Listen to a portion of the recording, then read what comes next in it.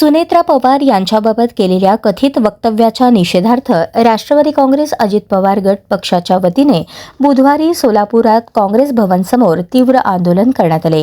काँग्रेसचे नेते हर्षवर्धन सपकाळ यांनी उपमुख्यमंत्री सुनेत्रा पवार यांच्याबाबत आक्षेपार्ह विधान केल्याचा आरोप करत राष्ट्रवादीचे कार्यकर्ते आक्रमक झाले। आंदोलनादरम्यान कार्यकर्त्यांनी हर्षवर्धन सपकाळ यांच्या प्रतिमेला बांगड्यांचा हार घालून जोरदार घोषणाबाजी केली।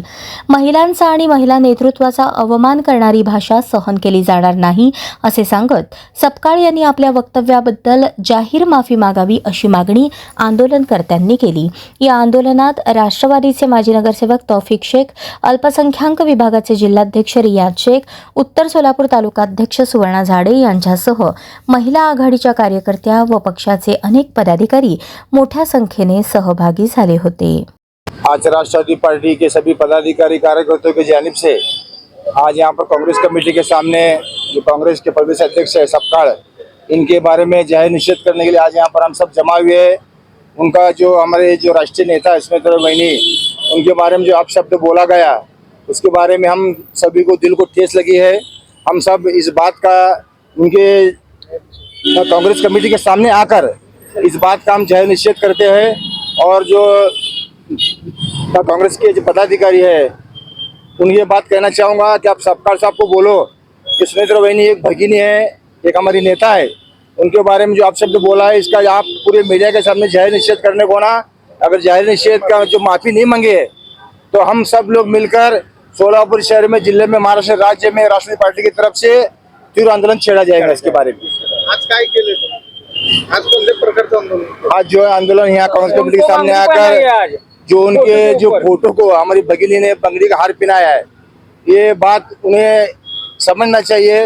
मीडिया के जरिए बात उनको जो पहुंच जाएगी तो इस बात का उन्हें अफसोस होना चाहिए, दिल को उनके बात टपटनी नहीं चाहिए। और इस बात का गौर फिक्र करते हुए वो मीडिया के सामने आकर जाहिर माफी मांगनी चाहिए, ऐसे हमारा तो मागणी है। आज या ठिकाणी सोलापूरमध्ये काँग्रेस कमिटीच्या समोर राष्ट्रवादी पक्षाने जाहीर निषेध केलेला आहे। आज हे महाराष्ट्रामध्ये निंदनीय वक्तव्य आणि हे आता तर केलंच आहे, पण याच्या अगोदर प्रत्येक महिलांच्या वेळेस असं बोललं गेलेलं आहे, हे कुठेतरी थांबलं पाहिजे। आणि ही दखल सरकारने सुद्धा आणि कायद्याने सुद्धा घेतली पाहिजे आणि त्यांच्यावर कारवाईचे आदेश सुद्धा सोडले पाहिजे। आज महाराष्ट्राच्या एका वहिनी साहेबांना बोलले नाही तर महाराष्ट्राच्या तमाम महिलेला बोलण्यासारखा हा शब्द आहे।